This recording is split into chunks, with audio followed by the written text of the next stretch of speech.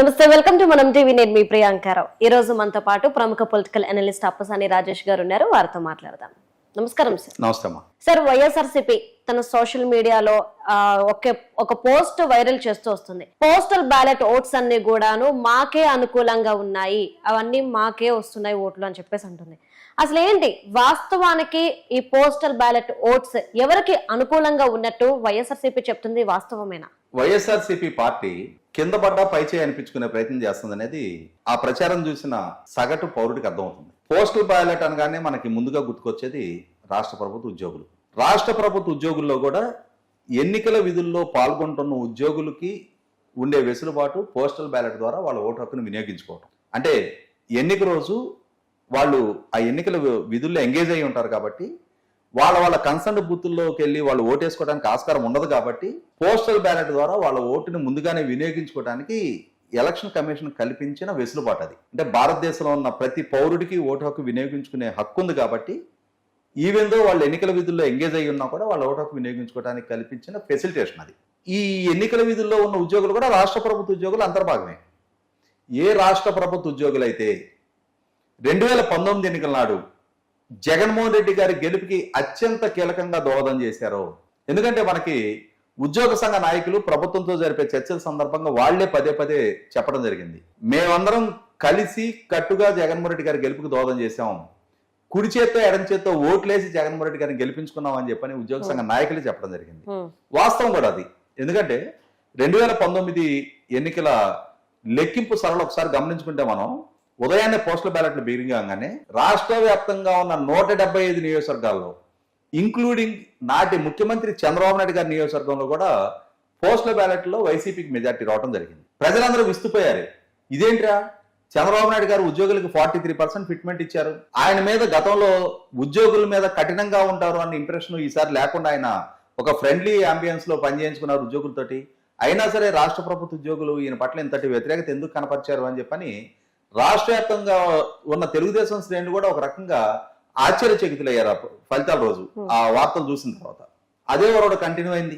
ఉద్యోగులు postal ballot ద్వారా ఏ సరళైతే కొనసాగించారో తర్వాత వచ్చిన మిగిలిన రౌండ్స్ లో కూడా యాక్చువల్ పోలింగ్ ఈవీఎంలో కూడా అదే సరళ కంటిన్యూ అయింది. వైసీపీ పార్టీ ఘన విజయం సాధించింది. అంటే ఉద్యోగులు దేన్నైతే మొదలు పెట్టారో ప్రజలు దాన్నే ముగించారు. ఇవాళ 2024 ఆ రోజు జగన్మోహన్ రెడ్డి గారు ప్రతిపక్ష నాయకుడు, ఆ రోజు చంద్రబాబు నాయుడు గారు రాష్ట్ర ముఖ్యమంత్రి.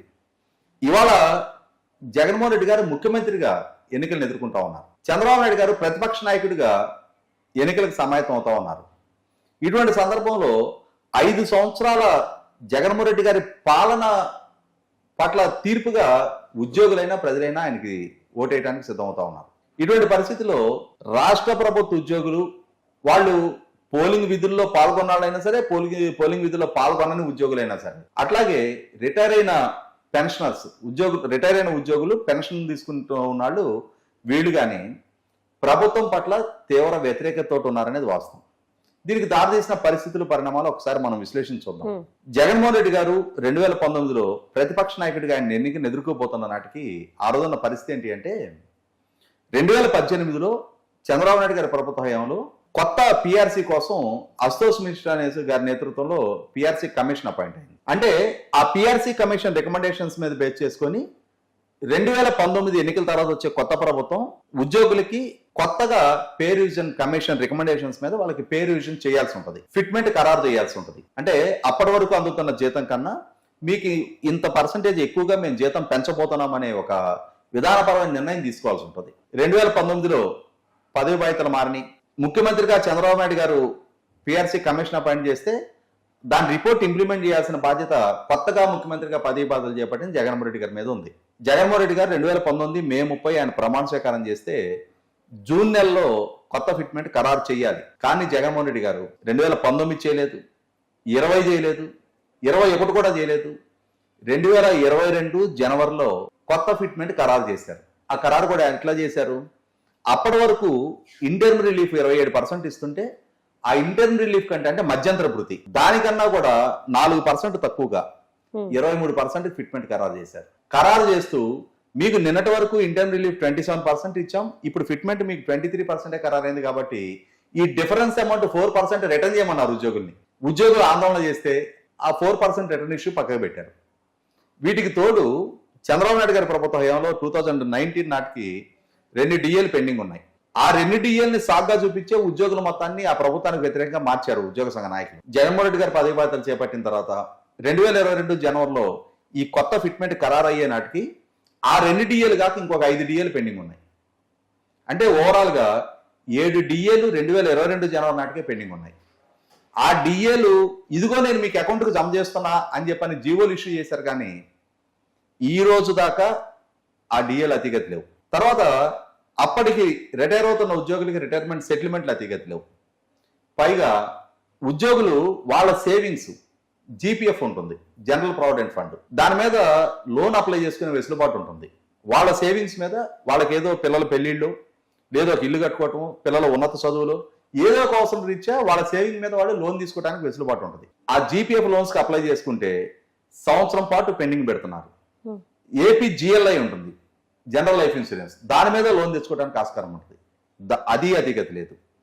వీటికి తోడు ప్రతి రాష్ట్ర ప్రభుత్వ ఉద్యోగికి కూడా సంవత్సరానికి 15 రోజులు సరెండర్ లీవ్ లో ఎన్కాష్మెంట్ ఉంటుంది.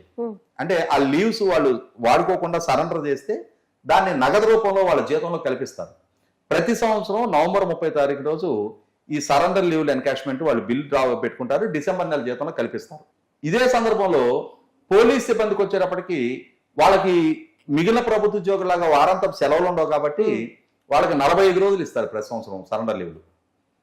జగన్మోహన్ రెడ్డి గారి ప్రభుత్వం అధికారంలోకి వచ్చిన తర్వాత 2021 నవంబర్ 30, 22 నవంబర్ 30, 23 నవంబర్ 30, 3 సంవత్సరాలుగా సాధారణ ప్రభుత్వ ఉద్యోగులకి 3/15 45 రోజులు సరెండర్ లీవ్లు పెండింగ్ ఉండిపోయినాయి. పోలీసు సిబ్బందికి 345 రోజులు 135 రోజులు, అంటే 4 నెలల 15 రోజుల జీతం సరెండర్ లీవ్ల రూపంలోనే ప్రభుత్వం బకాయి ఉంది. వీటికి అన్నిటికన్నా ముఖ్యంగా అసలు 1వ తారీఖు జీతమే కలదోలేదు ప్రభుత్వ ఉద్యోగులు. వీటికి తోడు ప్రభుత్వ ఉద్యోగులని 2004 తర్వాత నియామకమైన వాళ్ళ కోసం కాంట్రిబ్యూటరీ పెన్షన్ స్కీమ్ అని చెప్పని కొత్త విధానాన్ని రాజశేఖర రెడ్డి గారు ముఖ్యమంత్రిగా, మన్మోహన్ సింగ్ గారు ప్రధానమంత్రిగా ఉన్న హయాంలో దేశవ్యాప్తంగా అమల్లోకి తీసుకొచ్చారు. దాని విధానం ఏంటి అంటే, గత ప్రభుత్వాల హయాంలో 2004కు ముందు ఉన్న ప్రభుత్వ ఉద్యోగులకి పెన్షన్ కి రాష్ట్ర ప్రభుత్వమే ఆ పెన్షన్ నిధికి అంటే ఉద్యోగుల నుంచి వాళ్ళ కంట్రిబ్యూషన్ తీసుకునే ఆస్కారం ఉండేది, రాష్ట్ర ప్రభుత్వమే జమ చేసేది. కానీ 2004 తర్వాత ఉద్యోగులు కూడా 10% కాంపోనెంట్ పెన్షన్ నిధికి జమ చేయాల్సిన పరిస్థితి ఉత్పన్నమైంది. ఈ సిపిఎస్ నేను వారంలో రద్దు చేస్తానని జగన్మోహన్ రెడ్డి గారు వాగ్దానం చేసి వారంలో రద్దు చేయకపోగా ఆయన చేసిన నిర్వాహకం ఏంటి అంటే, గత 2 సంవత్సరాలుగా ఉద్యోగుల నుంచి కలెక్ట్ చేస్తున్న 10% కాంట్రిబ్యూషన్ ని వాళ్ళ ప్రాణ అకౌంట్ లో జమ చేయాలి, రాష్ట్ర ప్రభుత్వం 10% జమ చేయాలి. ఉద్యోగుల నుంచి కలెక్ట్ చేస్తున్నారు, రాష్ట్ర ప్రభుత్వం జమ చేయటంలా ఉద్యోగుల డబ్బులు రాష్ట్ర ప్రభుత్వం వాడేసుకుంటుంది, వాళ్ళకి సంబంధించి రాష్ట్ర ప్రభుత్వం నుంచి జమ చేయాల్సిన అమౌంట్ అధిగతి లేదు. సంవత్సరాల తరబడి ప్రాణ అకౌంట్కి వాళ్ళ సిపిఎస్ కంట్రిబ్యూషన్ జమ కట్టాల, ఉద్యోగుల జీతం నుంచి కట్ అవుతుంది. అదే సందర్భంలో 5 సంవత్సరాల కాలం పూర్తయింది. 2022 నాటికే 7 డిఏలు పెండింగ్ ఉన్నాయి. 2022 తర్వాత 2022 జూన్, 22 డిసెంబర్, 23 జూన్, 23 డిసెంబర్ 4 డిఏలు కొత్తగా యాడ్ అవ్వాలి, అవి అతిగతి లేవు. అంటే ఇటువంటి పరిస్థితుల్లో పోలీస్ సిబ్బందికి వారాంతం సెలవులు ఇస్తానని చెప్పని వాగ్దానం చేశారు ఆయన, అవి అధిగతి లేవు. ఇట్లా ఈ రాష్ట్ర ప్రభుత్వం తోటి విసిగి వేశారున్నారు ప్రభుత్వ ఉద్యోగులు. రాష్ట్ర ప్రభుత్వం తమ హక్కుల గురించి ఉద్యోగులు ప్రస్తావించుతుంటే కూడా వాళ్ళని ముందస్తు అరెస్టులతోటి, పోలీస్ కేసులతోటి, నిర్బంధాలతోటి కట్టడి చేసే ప్రయత్నం చేస్తుంది. ముఖ్యంగా ఉపాధ్యాయ వర్గాలను అయితే మరింత వేధింపులు గురి చేస్తుంది. అవమానకర పరిస్థితుల్లో వాళ్ళని ఉద్యోగాలు చేయిస్తా ఉంది. క్లాస్ రూమ్ లో టీచర్ల పాఠం చెప్తుంటే పోలీసులు పక్కన చేరేసి కూర్చునే పరిస్థితి సృష్టించింది. ఇటువంటి పరిస్థితుల్లో ఏ ఉద్యోగి కూడా రాష్ట్ర ప్రభుత్వం పట్ల సానుకూలతలో లేరు.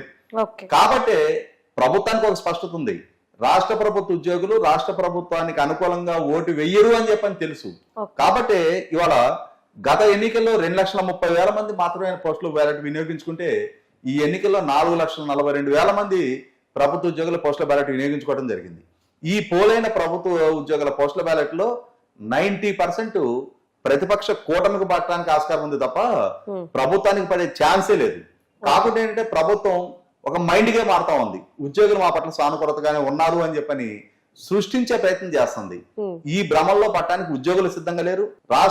ప్రభుత్వం తరపున రాష్ట్ర ప్రభుత్వానికి వ్యతిరేకంగా ఉద్యోగులే కాదు, పెన్షనర్లు కూడా. ఎందుకంటే 1వ తారీఖు పెన్షన్ కళ్ళ చూసి రిటైర్ అయిన ఉద్యోగులు ఎన్నో సంవత్సరాలు గడిచిపోయింది. అన్నిటికన్నా ముఖ్యంగా ఈ పిఆర్సీ సందర్భంగా ఉద్యోగులకు సంబంధించిన హెచ్ఆర్ఏ, హౌస్ రెంట్ అలవెన్స్ అంటారు, ప్రతి స్లాబ్ లో 2% నుంచి 3% కోత పడింది. వీటికి తోడు రిటైర్ అయిన ఉద్యోగులకి 70 సంవత్సరాల పైబడ్డ పెన్షనర్లకి అడిషనల్ క్వాంటమ్ ఆఫ్ పెన్షన్ అని చెప్పని వాళ్ళకి అదనంగా 10% అడిషనల్ క్వాంటమ్ ఇచ్చే ఆస్కారం ఉండేది. దాన్ని జగన్మోహన్ రెడ్డి గారి ప్రభుత్వం రద్దు చేయడం జరిగింది.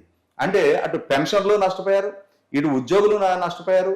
ఆర్థికంగా వాళ్ళకి ఎదురైన నష్టం దృష్ట్యా పైగా ఆత్మగౌరవ సమస్య పరంగా కూడా వాళ్ళని హ్యూమిలేషన్ గురి చేశారు. కొంతమంది ఉద్యోగ సంఘ నాయకుల్ని వాళ్ళ అధికార పార్టీ లోపరుచుకొని వాళ్ళ ద్వారా లక్షలాది మంది ఉద్యోగులకు సంబంధించిన కుటుంబీకులతోటి ఎమోషనల్ గా ఆడుకొని వాళ్ళని అవమానపరిచిన దృష్ట్యా ఏ రాష్ట్ర ప్రభుత్వ ఉద్యోగి కూడా వాళ్ళ ప్రభుత్వానికి అనుకూలంగా పనిచేయడానికి సిద్ధంగా లేరు.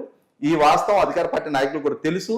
కాకపోతే ఏంటంటే ఏదో ఒక రకంగా మాదే పైచేయి అనిపించుకునే ప్రయత్నం అయితే అధికార పార్టీ వైపు నుంచి జరుగుతుంది అనేది వాస్తవం. Thank you so much.